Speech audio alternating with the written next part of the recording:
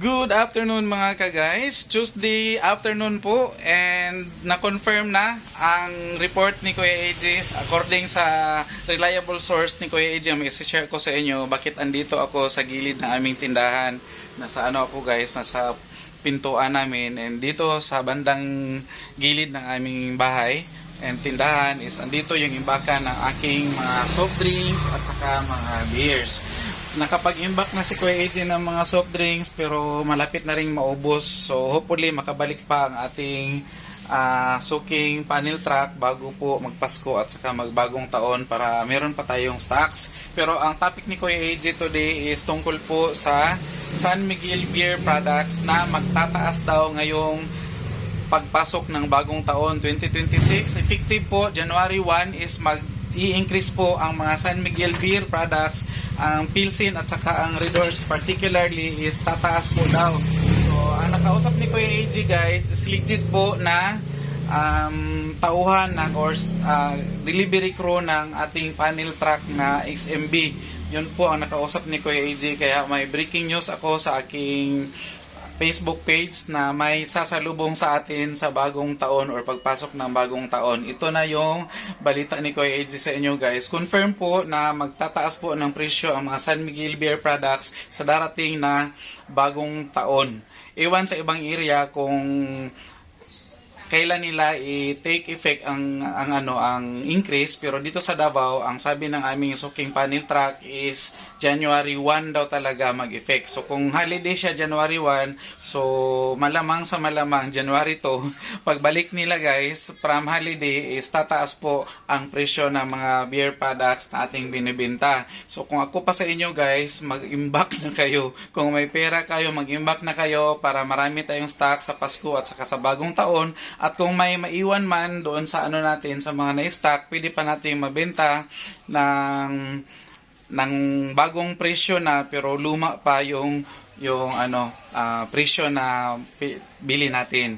So yan lang naman yung pagkakataon na makapag tayo guys, makatubo tayo konti. Pero sa iba kasi ayaw nila na samantalahin yung pagkakataon na yon. So si Kuya AJ din is hindi pwedeng magsamantala dahil konti lang din yung ating budget, so hindi tayo pwedeng mag-imbak ng isang truck. Walang pang-imbak si Kuya AJ ng ganon kadami. So kung may maiwan man dito sa sa mga stocks ko ngayon na kulang-kulang rin ito para sa Pasko at saka sa bagong taon, hopefully andito sila bukas or sa susunod na araw or sa Saturday kung andito sila kasi yun yung schedule nila. So at least meron tayong mabili. Kung hindi man siya makapag-imbak, at least meron tayong stocks para sa Pasko at saka sa bagong taon kasi yun yung time na marami talagang mamili. And based sa experience ni Kuya AJ, ilang ilang taon na kami nagtinda, malakas po talaga bintahan ng mga inumin, lalong-lalo na pag Pasko at saka bagong taon. Kasi yun lang yung time na magtipon-tipon, marami mga reunions at saka nagsiselebrate yung ating mga customers ng Pasko at saka bagong taon. So kahit papaano is makapag-celebrate at saka makainom na rin ng mga beers at kung